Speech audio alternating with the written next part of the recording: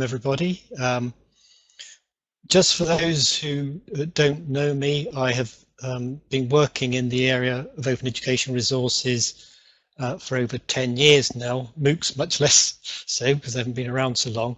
And at the Open University UK, I was the founding director for Open Learn, the OUUK's major open education resource platform. So I've played a big role in institutional development around open educational resources, less so around about MOOCs here at the Open University. And so what I'm going to talk about is, particularly from my perspective and from the perspective of the OUUK, and I'll be using the OUUK as a case study because I'm more familiar with it. But I hope that the things I talk about will stimulate some interest and some ideas amongst you about how things might work at your institution or other institutions in terms of looking at this issue of business models for OER and MOOCs beyond monetary incentives. So the first thing is to say what are business models? Well, it says their primary aim of a business model is to identify the main products or services offered and the sources of funding that pay for the activities that provide the product or service. And I set out there some of the obviously fairly obvious sources of type of funding, that if it's a product or service, the sale price that you have on it, the money you get in for that. You obviously, in some cases, it could be a subscription fee. People make monies out of advertising, they get grants and donations. And there's also, you can get free labor, but you can also get, people can give materials or resources in kind as well. And a donation, in a sense, is a bit like free money in that sense. But these are all, to say that mostly, apart from the last one, are the monetary side of a business model. This is how, in terms of providing a product or service, you can monetize it in the sense that you find funding source or sources that pay for what you want to do. But obviously organizations can have those different missions as afoot there. They also have reputation brands that can support or undermine their monetized business model. We'll can probably think of examples whereby a particular business model has fallen over because of some other issues to do with to the reputation of the business involved. So there's more to it than just the monetary side of things. That's really what I want to talk about in terms of what are some of these other, more, perhaps you could say, more reputation related ones. We're more interested in reputation and revenue side of things that could be done, but also equally that have a more social or perhaps environmental mission to them rather than the economic mission of how do you sustain the organization through those different funding sources. So if we start to look at what higher education business models can be, I think the first point to make that for most higher education institutions, they have more than one business model, covering more than one type of activity. And what I've set out there is typically the sort of very broad three-way split that people talk about universities and like having. There's the sort of teaching side of things, the research side, and then there's this other extramural activities, the external engagement, knowledge exchange. It's talked about in many different ways in different countries, but it's the other things that a university does beyond those straightforward ones. Now these are particular activities, but behind all of them, of course, you can have a particular type of business model, and even within them, you can have slightly different business models. So the business model for an undergraduate student may be different because it might be that they're paid for through grant funding.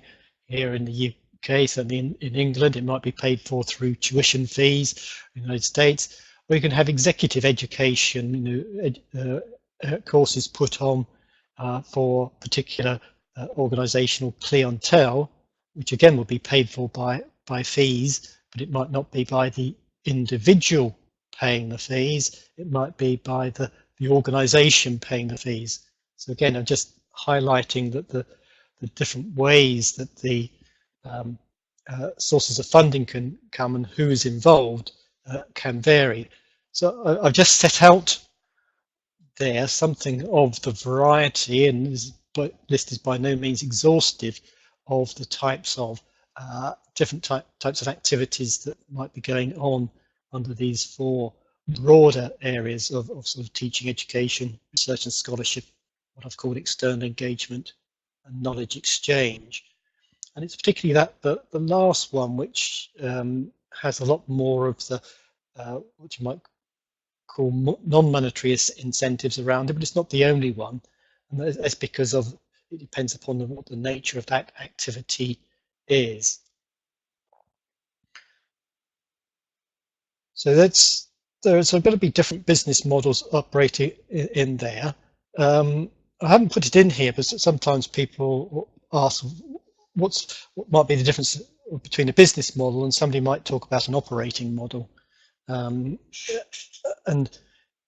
sometimes they can be used interchangeably, but I see an operating model as something which is internal to the organization and is about how you organize yourself and the activities to meet that external need or external requirement.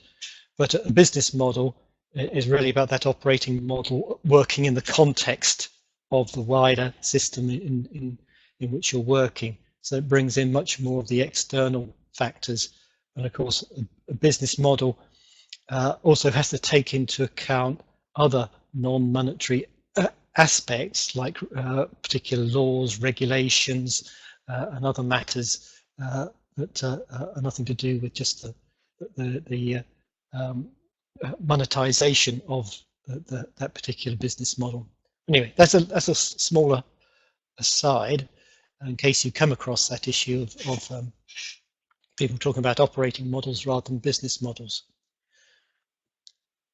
In this slide, I just want to return to, I've put it rather as polarization as revenue versus reputation, but this idea is that obviously there is this diversity of business models. It's a strength and a weakness. I mean, the diversity means that universities could be quite complex. They have to deal with many different types of stakeholders, different perspectives on those business models. I've already indicated something of that who pays, how they pay, even on a monetized business model is a big one. But even without the thinking about the monetary side of things, there are many different stakeholders, not only different organizations, but obviously national, regional, local governments, other types of agencies. It depends where the funding sources come from or what other things are doing. There's the public has a view on their perhaps either local or their national universities, and so there are all these different things going around. So I think it's worth thinking about that for higher education and institutional business models being as much about those relationships as the monetary transactions. So the important side about a business model is thinking about those relationships. And again, this is where I think the sort of non-monetary incentives really come in. You have to sort of take account of the monetary side of things, but of course in it you can then think about what are the other things that you can get out of those very strong relationships. It's not just a transaction of selling something to people. As education institutions, we want a relationship with our students. We want a relationship with perhaps that student, or a relationship with an employer, a relationship with local government, whatever it is, in terms of trying to get the most out of the things we do. So how do open education resources and massive open online courses offer new ways to support these relationships and the sort of missions that, or different missions that different universities, higher education institutions might have? Now, from now on, when I talk about this, I'm not going to bother going into the details of openness and open licensing versus free in terms of whether, I mean, open education resources by definition should be openly licensed.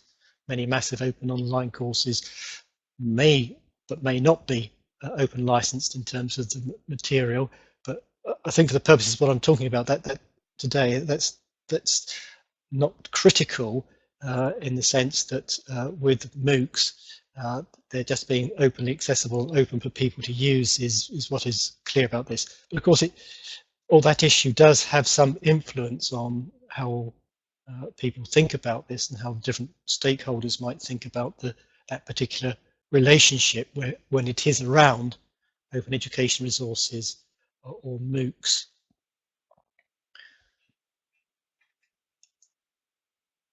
So if we take those three broad areas of activity I talked about, teaching and education, research and scholarship, external engagement, knowledge exchange. So how do OERs and MOOCs, what do they provide, and what are the sort of things beyond, say, that non-monetary side that they bring to a particular business model, and particularly to an institution? So these are some of the things. I don't think these lists I'm providing by any means exhaustive, because there are different ways in which people can think about it.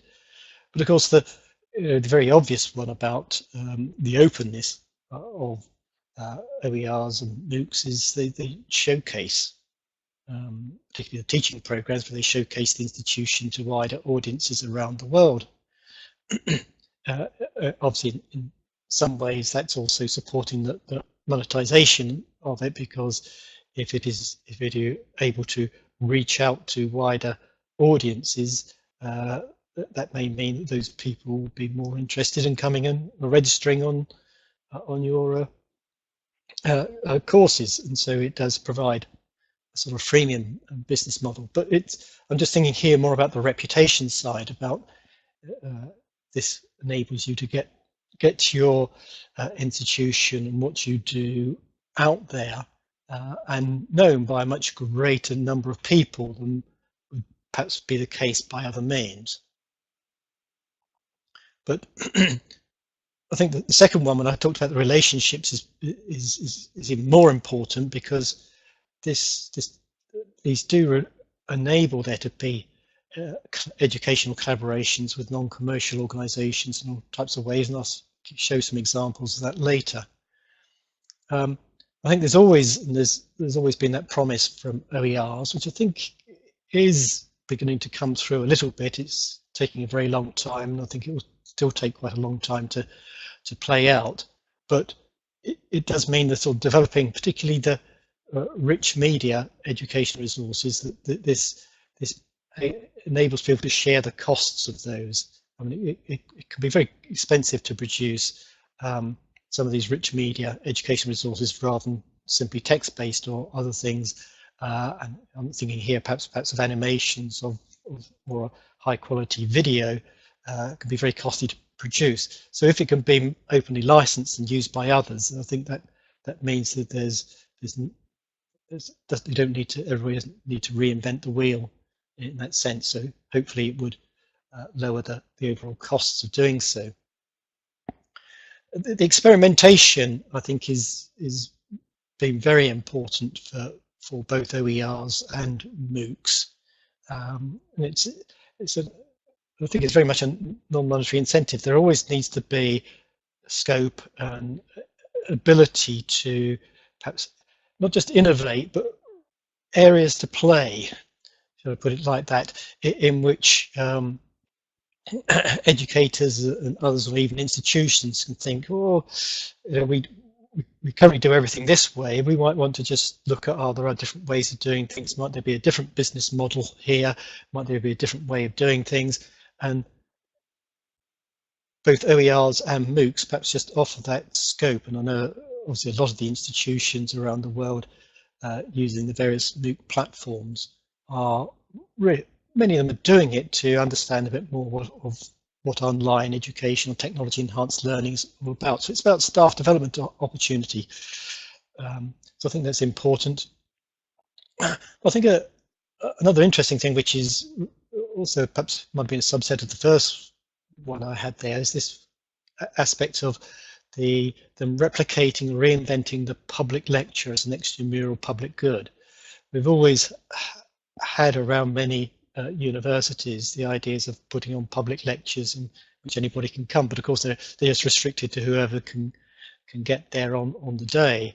But obviously being online, it just, again, this is a showcase, and it provides an extension of the types of activities that universities have always done.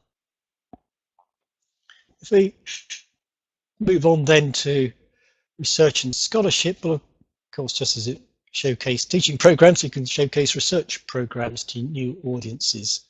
So I think that's very important to get out there as well, because you never know when there might be an organisation looking to want to work with a university, and it may be that local universities are not appropriate, they're looking further afield, and how do they find out about people? It may be that through some OERs and MOOCs, they suddenly realise that there is this university on the other side of the world who's doing some work in an area which is of importance to them. Again, it makes those contacts. There's also the scope for OER I'll show these some examples later, to be a platform or mechanism for involving the public in research, the sort of citizen science.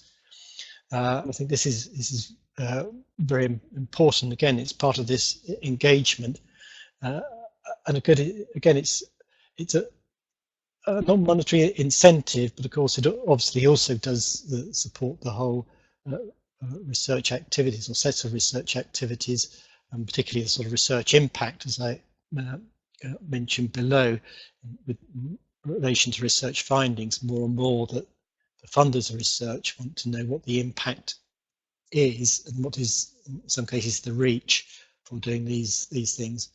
And behind that citizen science is in a sense, it's also a laboratory for technology enhanced educational research. So there's the researching about how you go about doing these things, as well as the actual practice of teaching in different ways.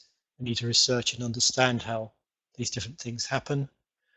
And again, as I say, that it can enable innovative collaborations between higher education institutions and industry. So many of the same things that are there for teaching are also there for research, but they are very important. They sort of come, I say, very much in what I see as the sort of reputation side of matters, in terms of, but also about creating those relationships. It's all about the relationships and reputation. And quite understandably, it all flows through into external engagement and knowledge exchange as well. You see some of these are the same things I've brought forward, and it just reinforces the ideas I'm putting forward about the relationships in terms of connecting with people in different ways, but it's connecting with people in which there is no direct monetary transaction in that particular relationship. There may be, in some cases, a business model behind it, but the direct relationship doesn't involve that direct financial transaction in any way.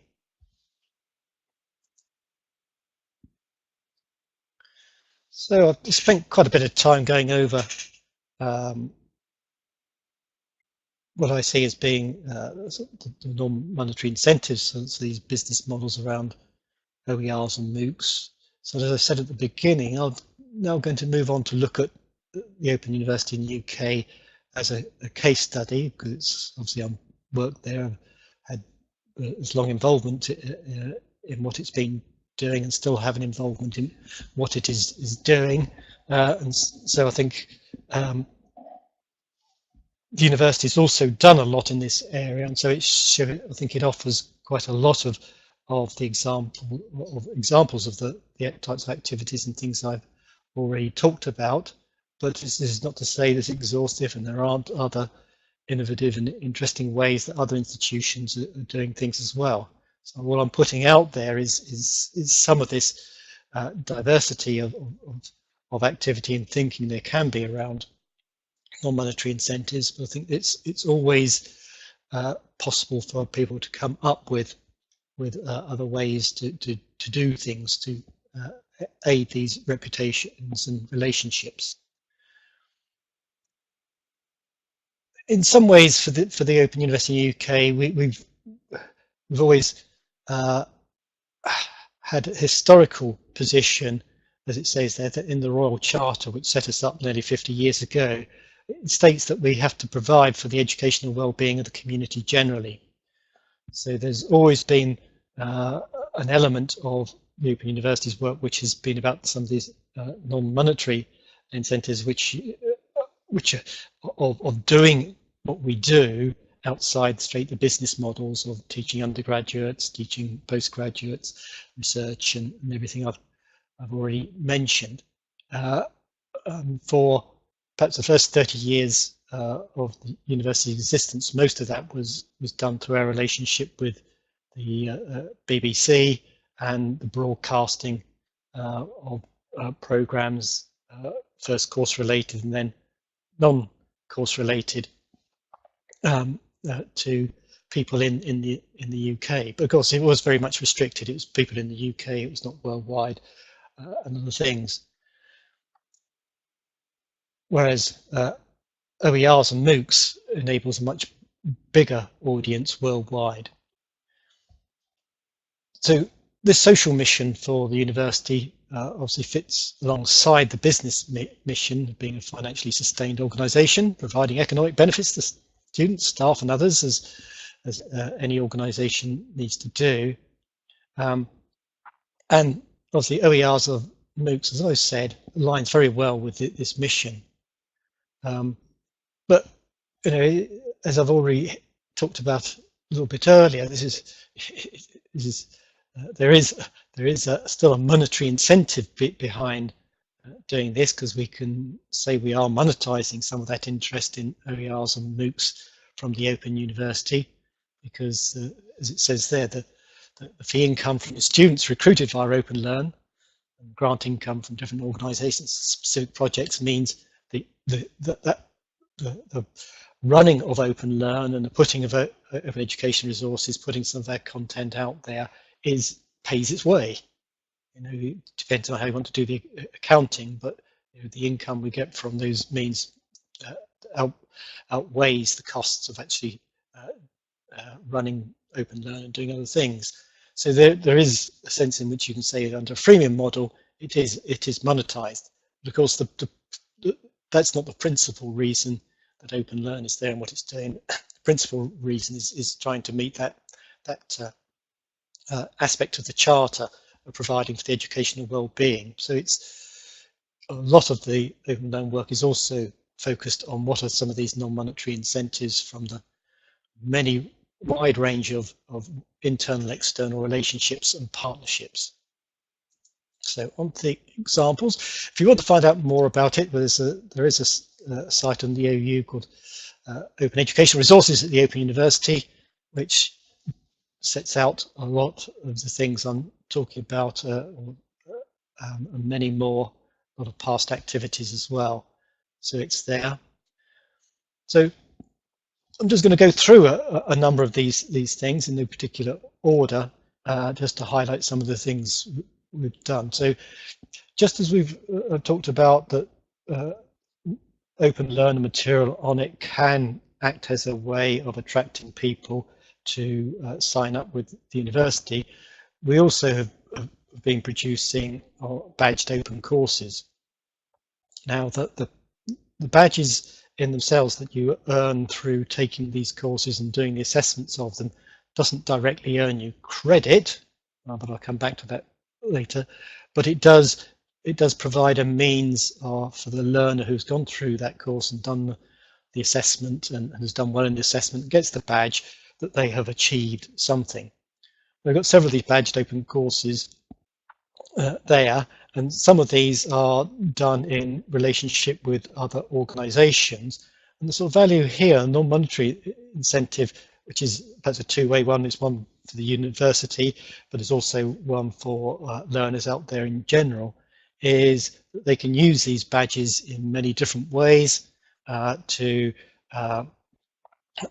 with employers, with others, to again take something of their more personal reputation with them and include them on their CV. So it's again it's a non-monetary incentive which works in different ways. It means we get, for the university, it's non-monetary incentive in terms of it gets more people to come and engage with material on Open Learn. So the more people looking at what we're doing, the reach of what we're doing is greater, but they also get something from it. And I think, again, I think this is the thing about the non-monetary incentives is it's not a one-way, it's not a one-way aspect. It's not just about putting stuff out there and that's it. This is about what is that relationship with, in this case, the learner, or with possibly other organisations. How do both sides, or if it's more than one side of in the relationship, how do they benefit? And here's a good example of something recent, an initiative done with a large number of organisations which are listed down below. Many of them are trade unions or related to trade unions or voluntary organisations or other agencies which deal with training and development, particularly in workforce training and development at different levels. And this is, around this has been the development of a website and materials, and a lot of those materials and some of these courses and badged open courses I mentioned are on Open Learn with the Open University involvement for the people who and for the organisations engaged in this project. So you say it's Pearl part-time education for adults returning to learn. So it is about getting the adult workforce through lifelong learning to do things which gets them back into or improves their working life. So again, that's another example of some aspect of where there's an element of OERs and things, and depending on your definition of MOOCs, the badged open courses are a interesting form of a MOOC in which people can engage with things. But again, it might have been grant funded, but obviously the aspects and reach of it and the reputation and things that comes from these working relationships is as important, if not more important, than the underlying grant to do it. Here's an example of the citizen science, and in fact there's somebody else involved today, John Rosewell, who knows more about this than I do, but anyway, as he's been involved with it. But again, this is run out of a project and set of activities over many years, and iSpot is a website which allows for people to upload images of wildlife that they have seen and to be able to identify it. Now, I raise this because there's it has many different functions and roles, certainly within the university and with many other organisations involved. So there's relationships through the website, through the activities, with a very large number of different organisations and associations involved in nature and wildlife. It is a site in which people can learn by participating. It has the benefit of, it is used also within both some short courses and Open Learn courses, and also some regular courses from the Open University as a particular thing, because the platform allows certain activities to be done. But it also has behind it sort of this wider citizen science process, because the whole process and set of activities which go behind this identification, and also knowing where the location of that particular wildlife was, or animal or organism was spotted, is also there. It also adds to the overall records that are being collected nationally or internationally around wildlife. So as there are more and more contributions to this website, more and more people participate in things, it becomes a place for collecting a large amount of data about the distribution and abundance of wildlife. So it has whole sets of different types of activities in there.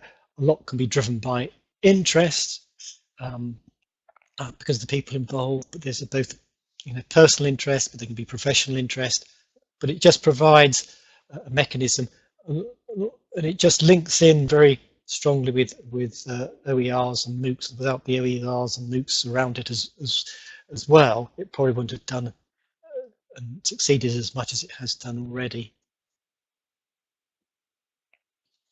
Now, one of the aspects of OpenLearn when it was set up is that it was divided into two sites. So there's the OpenLearn itself, which people come to, and they can find a lot of that material from the university, which they can study. But then, as it's now called, we have this sort of sister site called OpenLearn Works, which is a place where people can come and they can create open education resources for themselves. But we also have quite a number of projects in which this type of things, lots of things can happen, where open educational resources are a key aspect about it. See, the first one mentioned here, the Social Partnerships Network, is actually going back to that other activity which led to Pearl. It talks about the TESS India, the health education.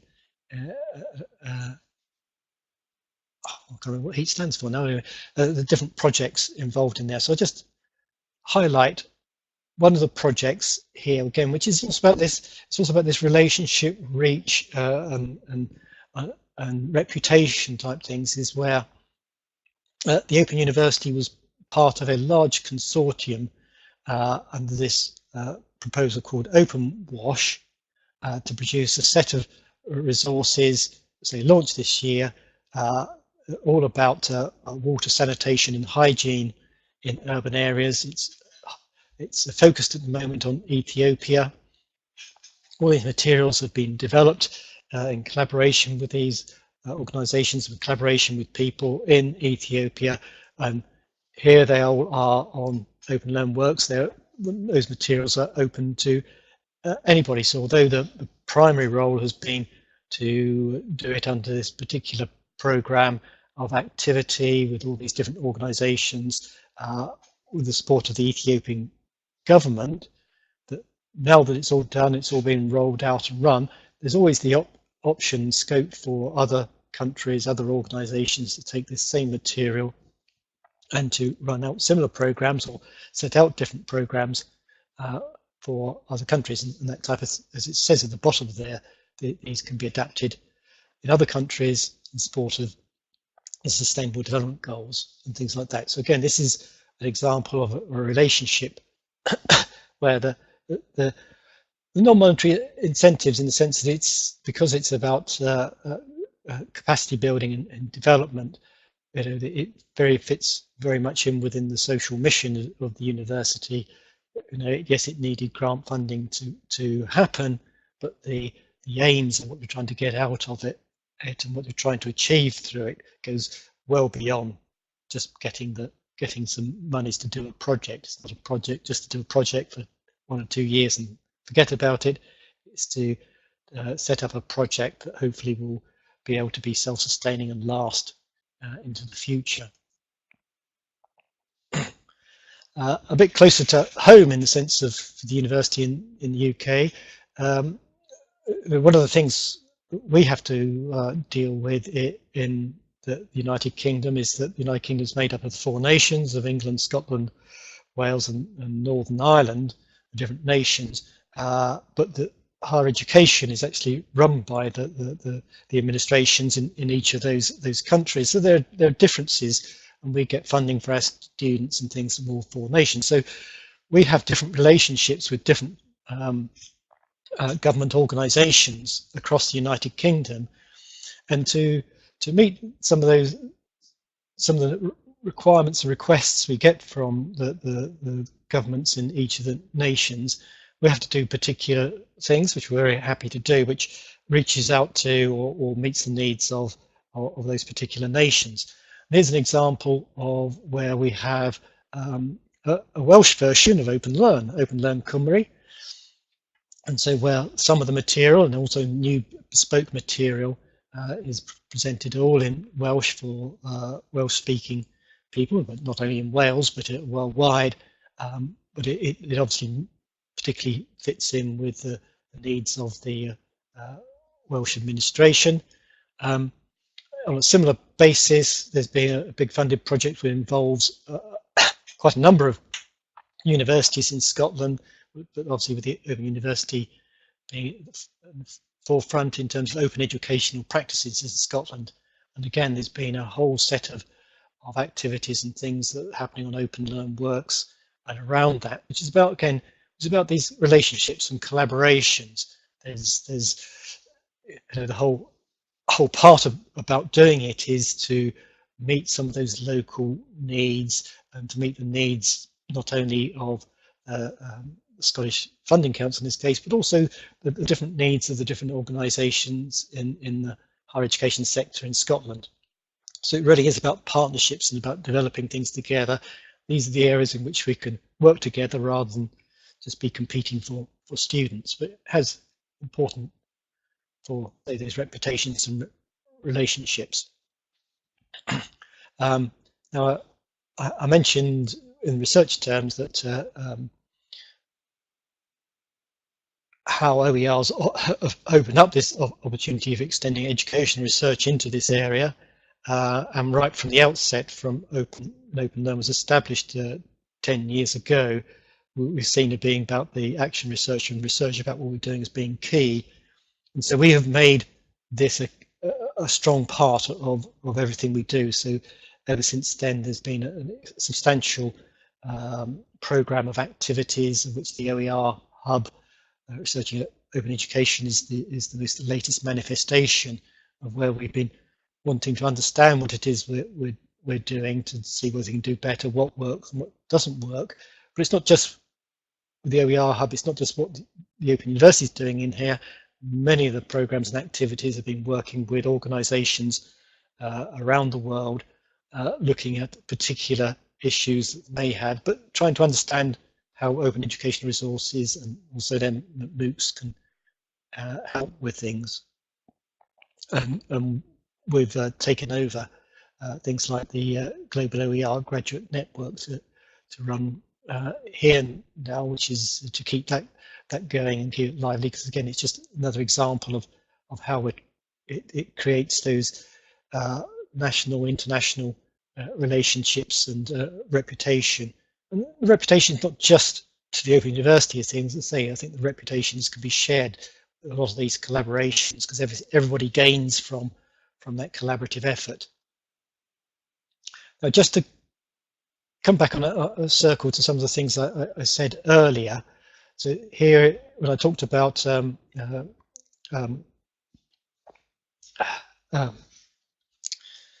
iSpot and identification of nature, I said it was being associated and being used in MOOCs. So here's an Open University MOOC on Future and Introduction to Ecosystems, which has used iSpot as things, people doing aspects on iSpot related to it to show it happens.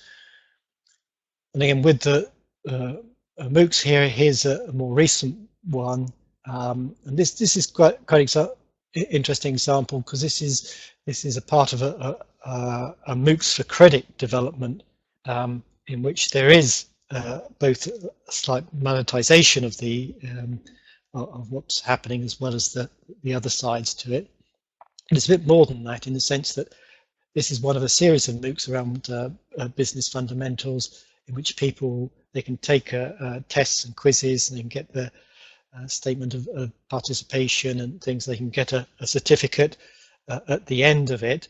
And then they've got different options there for some of these that can be recognised as continuing professional development with certain institutions like the Chartered Management Institute in the UK, or they can take it and take some extra assessment from the university and get it converted into credit.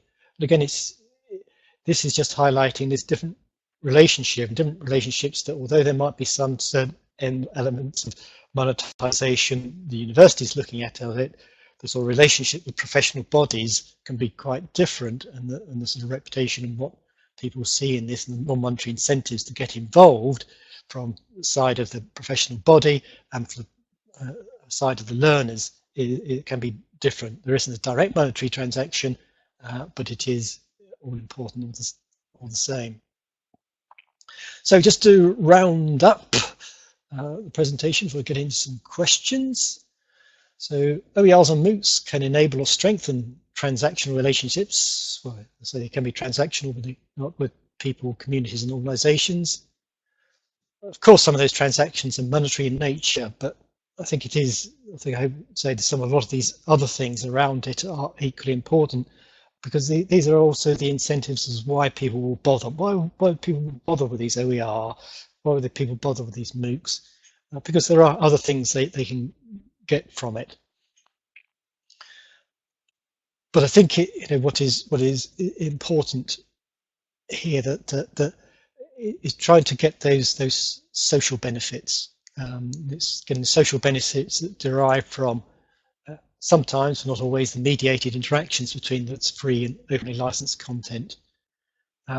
Because I've talked about the visibility and reputation can be particularly valuable. So I put a little piece in there, like in the top 20 most searched universities by Google users worldwide in 24 is reported on the BBC website some time ago, and Open University was third. And I can only put that down to the fact that with Open Learn and Future Learn, all those types of things, and people searching for these things, for that the people end up searching for the Open University. Of course, they might just decide to, given there are a number of open universities around the world, they might just be typing Open University without specifying which one. But anyway, it just highlights something about increased visibility and reputation. But it's obviously important. Number two there being Massachusetts Institute of Technology, MIT, with MIT OpenCourseWare, and popularity and things like that.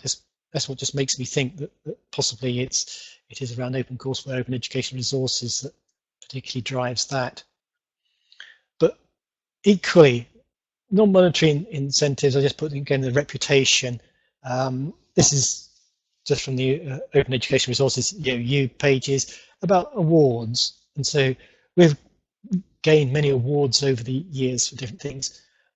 Of course, this is about something in terms of incentives for doing things, that it is always good to be recognised for what you do, and obviously having lots of people, but getting these types of awards can also be an incentive to want to do something different, do something innovative, if it's going to lead to this type of recognition. So again, recognition, reputation, I think is important. There are some references that people can follow up if they wanted to, but otherwise, it's the end of the presentation. And so it's now questions, comments. Thanks, Andy. Yeah, so the floor is open for questions. You can put forward your question using the chat box, but preferably using the Q&A box, so that we can hear you and have the an explanation on your question. But there's one coming in the chat. Success of the business model is often measured in terms of client satisfaction. How do you see this happening in MOOCs, where there is 90% dropout rate in most cases?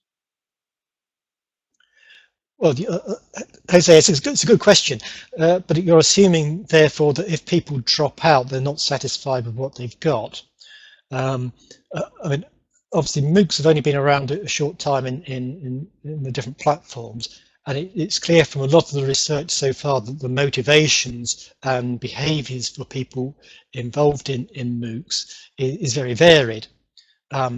So satisfaction might not be for a lot of those people might not be directly measured by whether they complete it or not.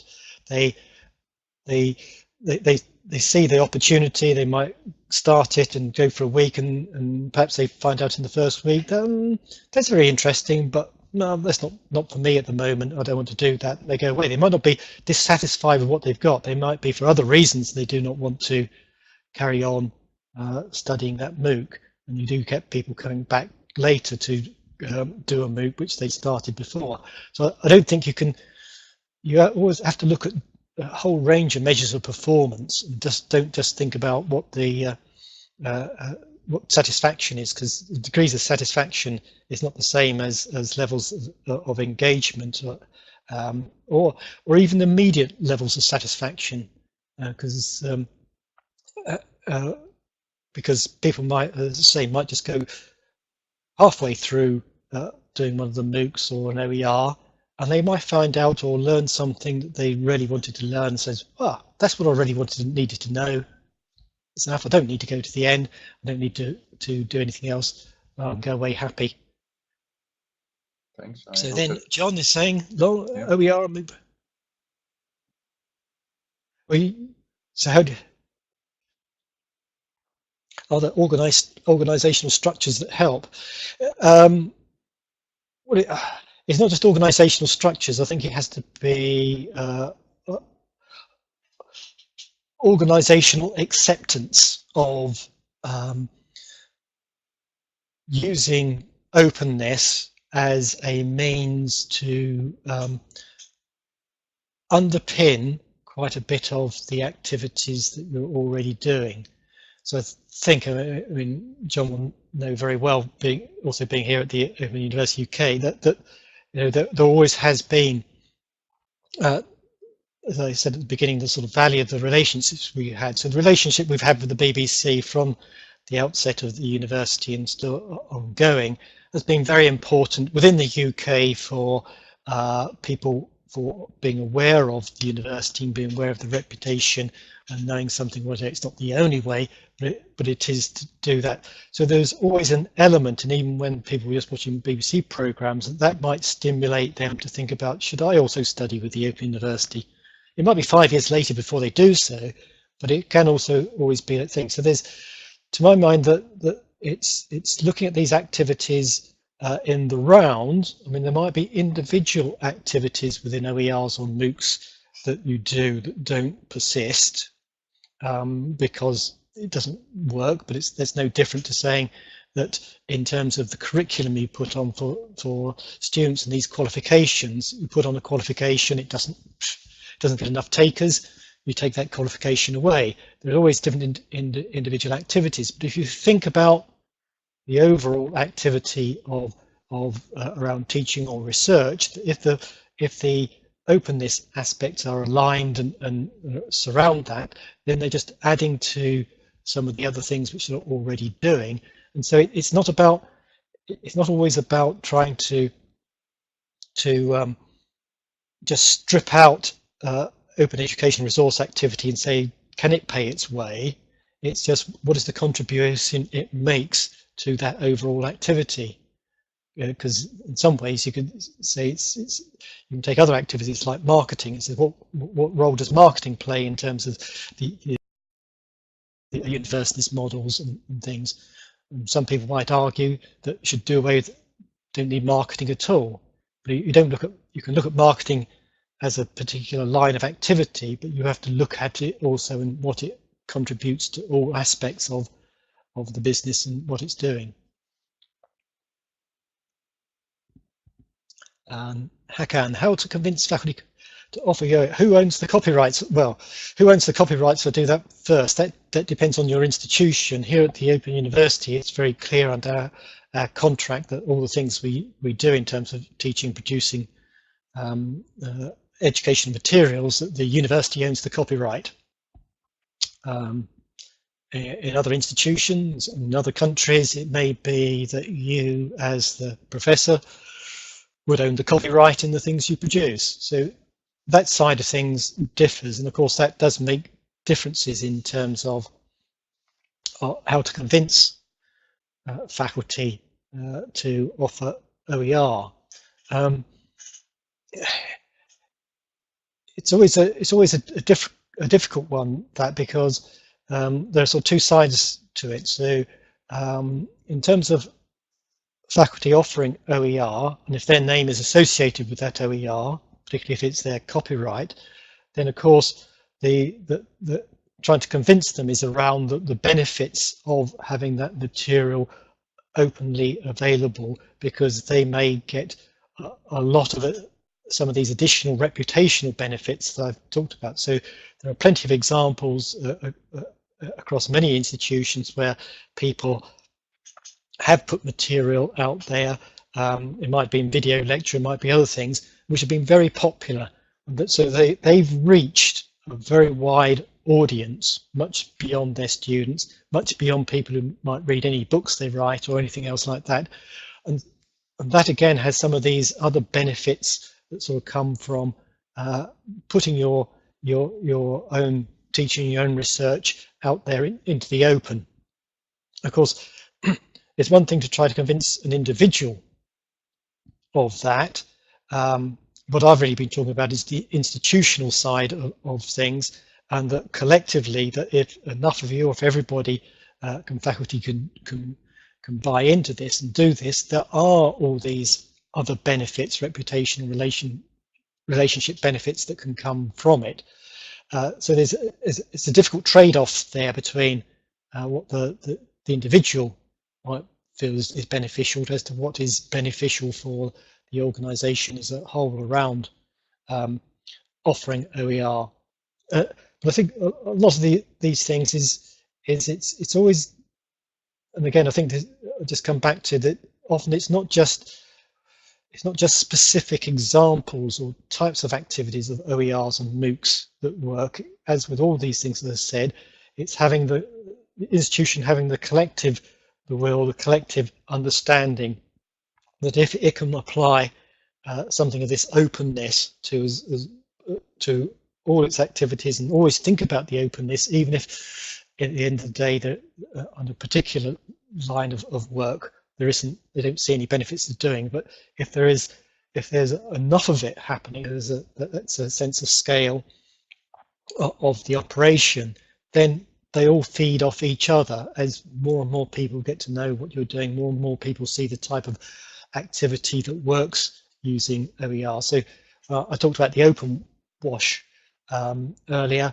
in terms of that sort of international development things. Well, that also just mirrors activities which had already been done through the TESS Africa, Teacher Education Sub-Saharan Africa, and then the TESS India, Teacher Education Support in India, and also the HEAT, Health Education and Training in Africa.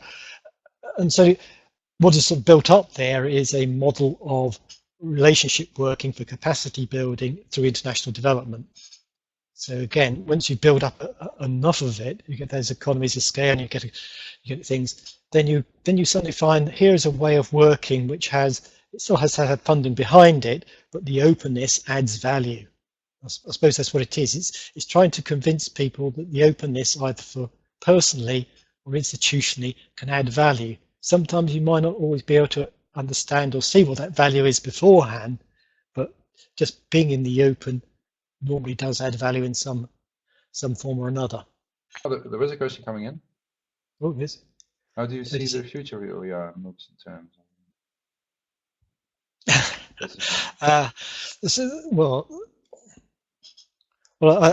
I still think that the majority, in terms of relating OERs and MOOCs to business models, then I think that generally the freemium model, business model, is the one that's going to persist and be most central. And that freemium model is in terms of offering those OERs for free, MOOCs for free, that gives people a taste of things that they could do if they signed up for your fee-paying courses of whatever form they are.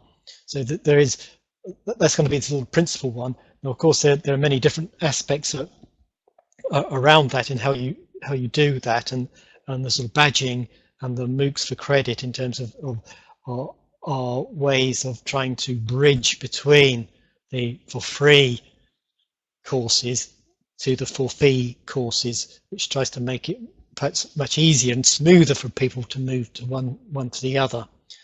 But I think in terms of monetized business models, that's where it works. But I think in terms of also thinking about, as I said, about the non-monetary side of it, it is really about these relationships and reputation, which is the ones that need to be thought about.